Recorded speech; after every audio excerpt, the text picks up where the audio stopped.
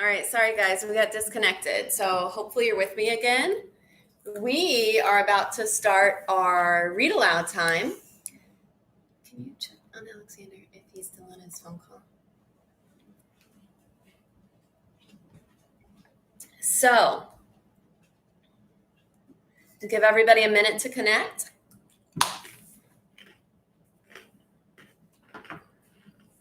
And then we will begin with our read aloud for the day. How was your exercise time?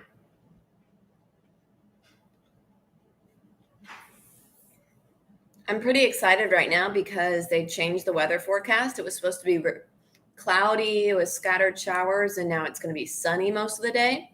So I'm super happy about that. I love a sunny day. Okay. So again, we'll give everybody about a minute to get connected. If you're out there, you can say something to me in the chat. About to get started.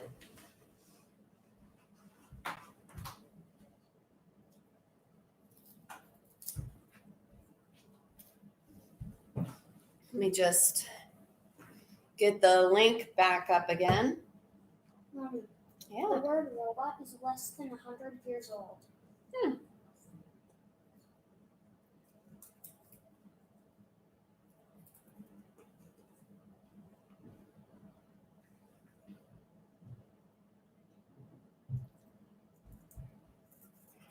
Oh, wait, do you think you could bring my laptop down, please? I'm going to need it. I think Alexander's done. Hey, guys.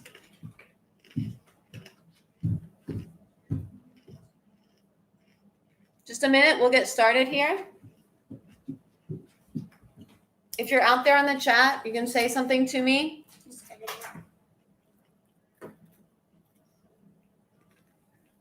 Just going to update my information.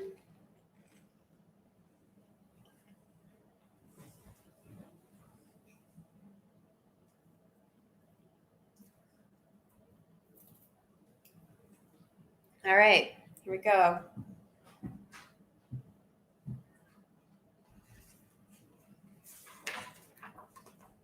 So Alexander's bringing down the laptop, which will be helpful for our Women's History Month.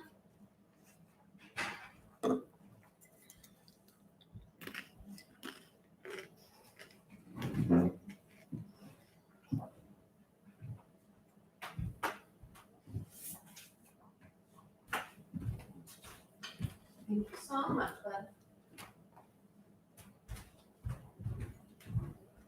All right, here we go. Elliot, can you close your book? And Alexander, have a seat here. Can you just go back on this page? Okay, Alexander, have a seat there. 1, 2. Thank you. Wait. You can go get a snack.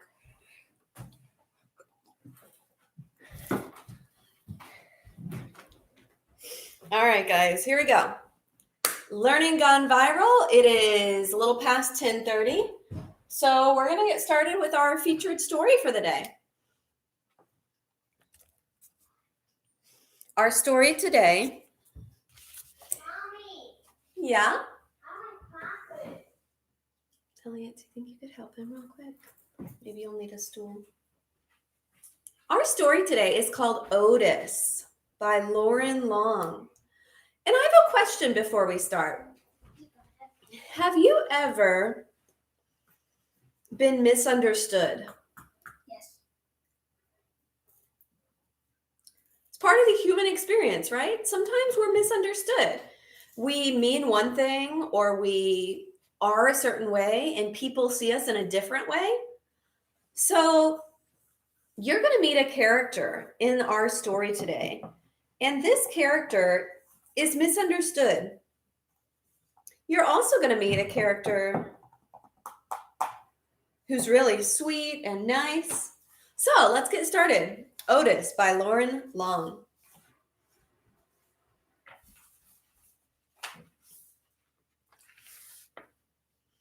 There was once a friendly little tractor. His name was Otis.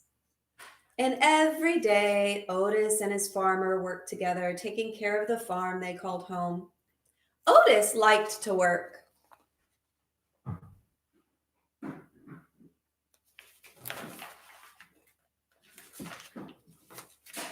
But after working hard all day, Otis was ready to unwind and play. He would ride the rolling hills and skirt Mud Pond down by the corn. He would leapfrog bales of hay and explode through the haystacks.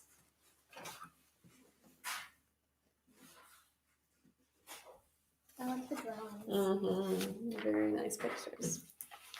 On occasion, he would chase a rabbit or play Ring Around the Rosie with the ducks to the sound of his steady put, puff, puttity, chuff. And sometimes, at the end of the day, he would just sit under the apple tree and watch the farm below.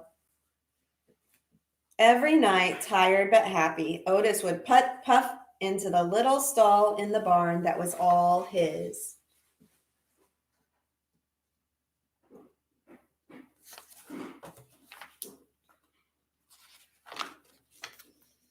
One night, when Otis was fast asleep, the farmer brought a beautiful baby calf into the barn. The calf bawled and bawled for her mother, but when the sleepy sound of the soft put, puff, puttity, chuff came from the next stall, the scared little calf stopped bawling and drifted off to sleep.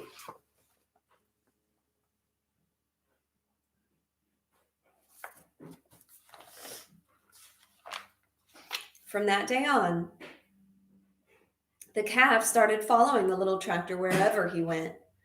Put, puff, puttity, chuff. She followed him over the rolling hills and down by Mud Pond.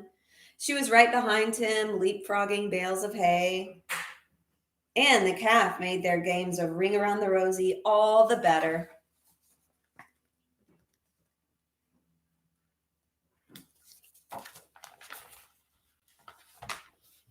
Sometimes, at the end of the day, the two of them would just sit together under the apple tree and watch the farm below.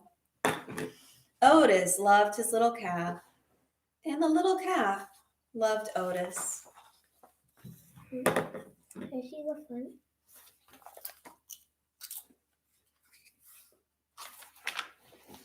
Then one day, the farmer surprised everyone with a brand new yellow tractor. Time to move out, Otis, the farmer said. He took Otis out of the little stall in the barn that was all his and parked him behind the barn. Then he backed the big yellow tractor into the stall next to the little calf. I'm sad. Because it's like he's getting replaced. The farmer got a brand new tractor.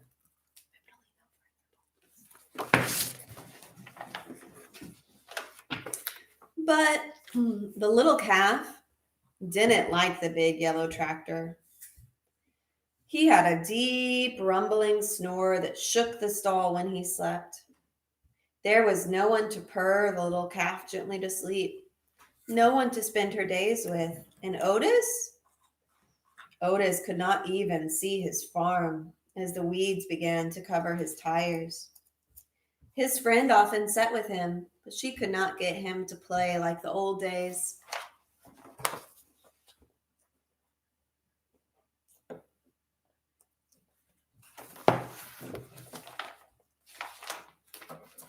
It was early summer when the farmer discovered a poster. Who has the prettiest calf in the land? Judges will decide at the county fair and award a fancy blue ribbon to the winner.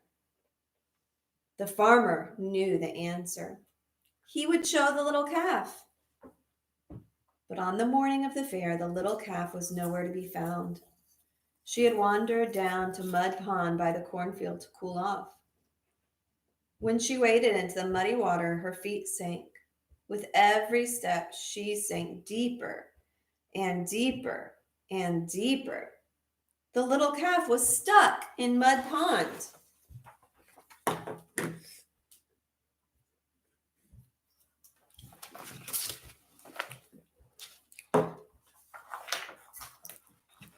Get the hands, the farmer shouted when he saw her. All the farmhands came running with their ropes, but the more they tugged, the more stuck the calf got. "Get the big yellow tractor," the farmer shouted. "He can save her." But the big tractor just scared the little calf. She sank in deeper and deeper. Nearby, farmers began to gather.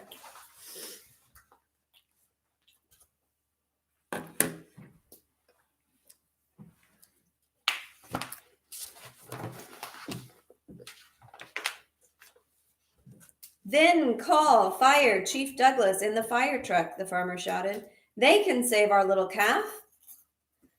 But the sight of the big red fire truck startled the little calf in even deeper. The farmer was fit to be tied.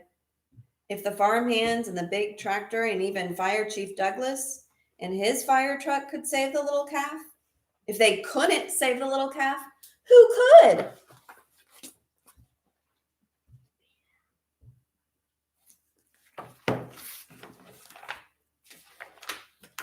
Suddenly, the little calf's ears perked up. Over the hum of the growing crowd, there came a faint sound in the distance, a soft, rhythmic purr. Put, puff, puttity, chuff. The crowd turned and looked. The sound became louder. Put, puff, puttity, chuff. And all at once, Otis puffed from around the barn. He turned and headed straight toward Mud Pond.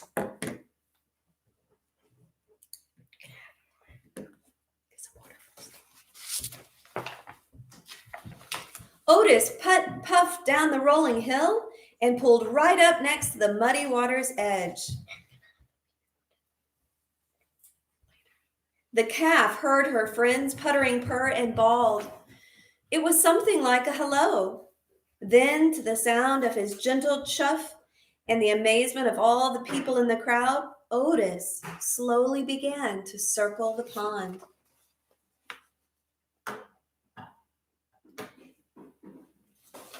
Hi, Linda. He circled and he circled, and the little calf turned and turned, never taking her eyes off her friend.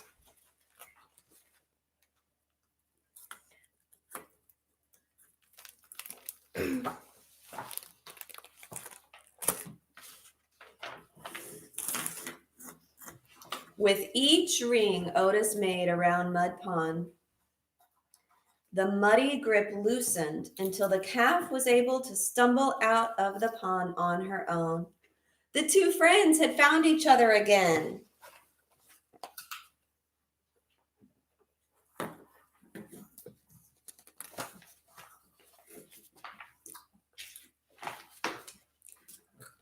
Otis led the calf right down to the dusty road toward the village, and everyone threw flowers as they went, following them into town. It looked like a happy parade. No one needed a fancy blue ribbon to tell them that the calf was a special calf.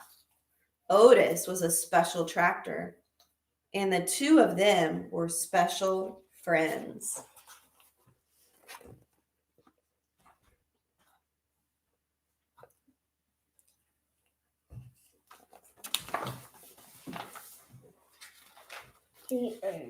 From that day on, the farmer discovered that with Otis's puttering purr beside the chicken coop, his chickens laid more eggs. At milking time, with Otis's gentle chuff nearby, his cows produced more milk. On occasion, Otis even got to join the farmer and the big yellow tractor out in the fields. But often, at the end of the day, Otis would just sit with his friend under the apple tree and watch the farm below. The end.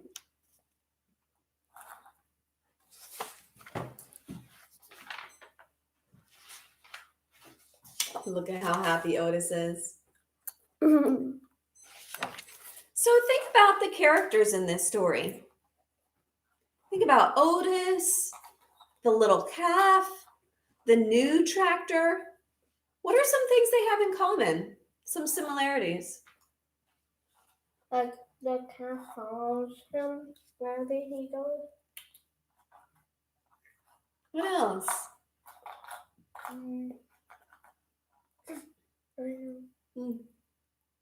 They're both alive. Between the tractor, the calf, or even the new tractor. The new tractor and Otis are both tractors. Yeah. Let's dig a little deeper. Do you think they were all trying in their own way to do good? I think so. Yeah. They were both trying to get the calf out of the mud. Right. They were both trying their best to help the little calf, right? They're all in this book. Linda says hi to Elliot and Alexander. Hi. So, I think there are a couple themes in this book. Books often have themes, and one theme of this book is friendship, right? We've talked about before how important friendship is, and friends can help us to feel more brave, to feel more creative, maybe even feel more silly sometimes. So there's so many wonderful things about friendship. Anybody else think of a different theme, another theme in this story?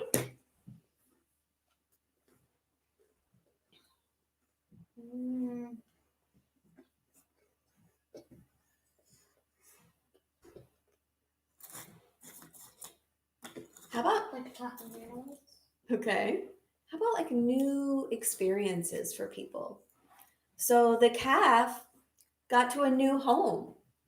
And did he like that home at first? Yeah. Really? Look at the beginning. Did he like when he had this new home, right? He was born and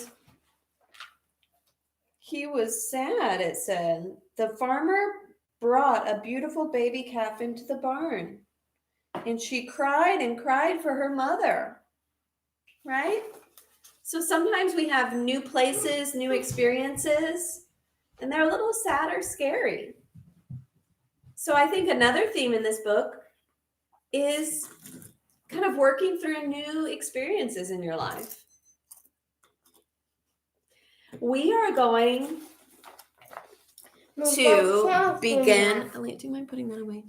We are going to begin Women's History Month in just a few minutes. So before we do that, I would like to go over our trivia of the day. And make a character map. So let's make sure we know our trivia of the day so that we are prepared for the quiz at 3:00.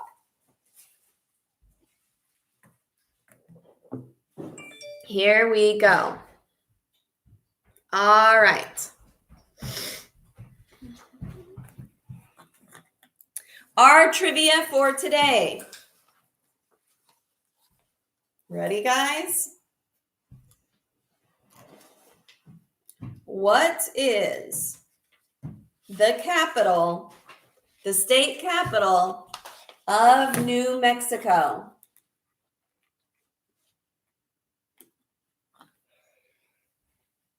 Elliot?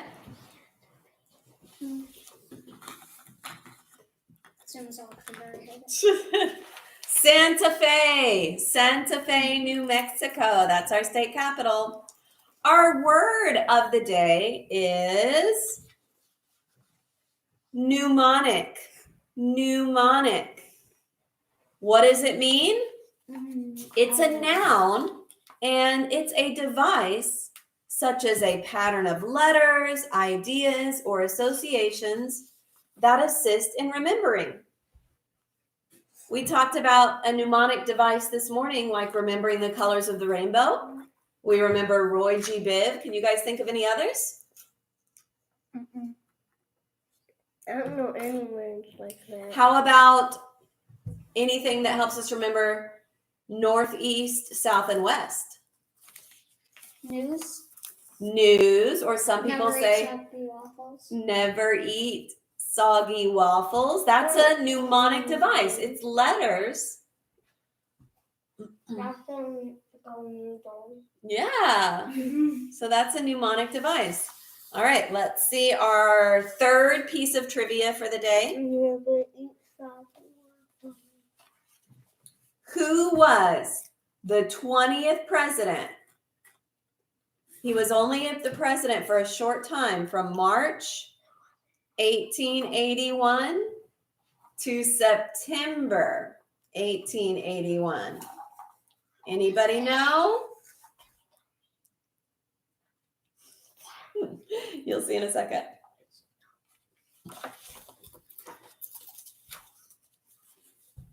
James A. Garfield. James A. Garfield. If there's any Garfield fans, you know that cartoon cat out there? Maybe that can help you remember. So, in just a moment, we're going to get started with our Women's History Month. So before we do that, I wonder if anyone would like to join me to celebrate Women's History Month in a quick power pose. You know what this is? So stand up. Have a nice straight back. It's also called the Wonder Woman pose. Your hands like this. Your feet spread just about the width of your hips. Chin a little bit up. We are in a nice power pose. Wonder Woman stance. Some people say this increases your confidence, your self-esteem. So try it. Maybe you're feeling down. Try a power pose.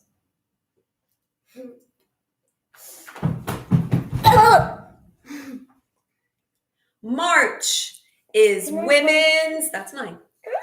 You can go get water.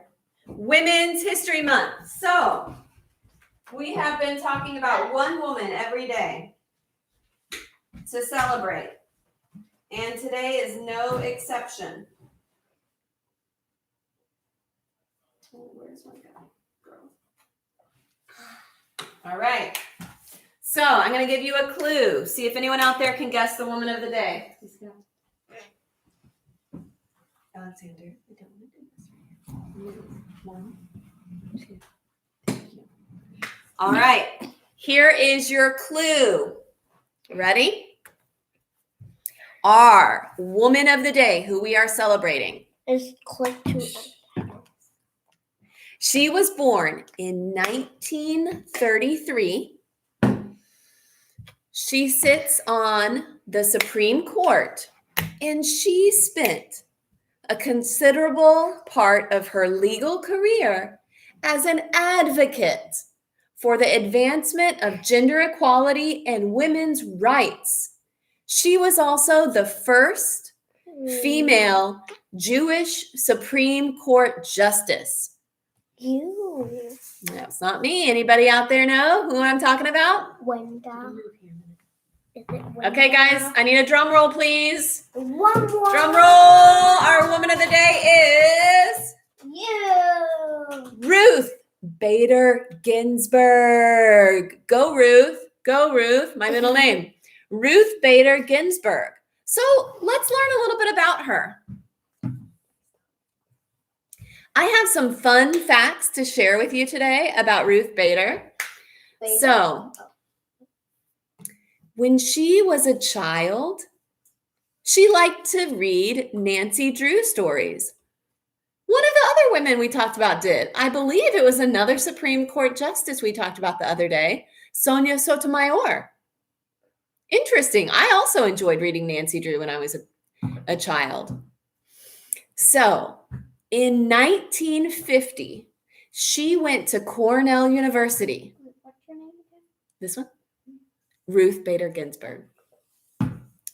And when she went to Cornell in 1950, male students outnumbered females 4-1. So for every 4 boys, there was just 1 girl. I'm pretty sure if you look up the research today, there are actually more females than males in our colleges around the United States. Why? It's changed. Times have changed. Women feel more empowered and people believe that they should be educated. But why not equal? And equal. But guess what, guys? What? When she went to college, she had to pretend that she was not smart. Why would you do that? That sounds crazy, right? But you know why? If she wanted to get a date, if she wanted somebody to ask her out and say, hey, want to come have dinner with me? She had to pretend that she was not smart. That was just the way things were back then. She even hid and studied in the bathroom so no one would see her studying. Can you believe that? So later, she went to Harvard Law School. And when she was at Harvard Law School, there were 500 people in her class. But guess what? Out of those 500 people, only 9 of them were girls. Only 9. So, 500. Yeah. Ruth Bader Ginsburg faced a lot of struggle in her life. That's why it's even more that I haven't me and Nellie at school. But she persisted. She kept trying. She never gave up. And she is a Supreme Court justice for the United States. And she's known as well for her strong physical nature. She likes to exercise. She likes to exercise, keep fit. So, thank you for celebrating Women's History Month with us. Thank you, Ruth Bader, for inspiring girls around the world and working for women's equality and girls' education. All right, guys, I'm going to sign off now. Thanks again for joining us, and we will be back at 12 o'clock, I believe. Let me look at my schedule here. 12,000 o'clock. Yep. We'll be back at Yes, 12 o'clock for math time. Yes. We're going to take a lunch break. See you soon. Stay connected, not infected. Can I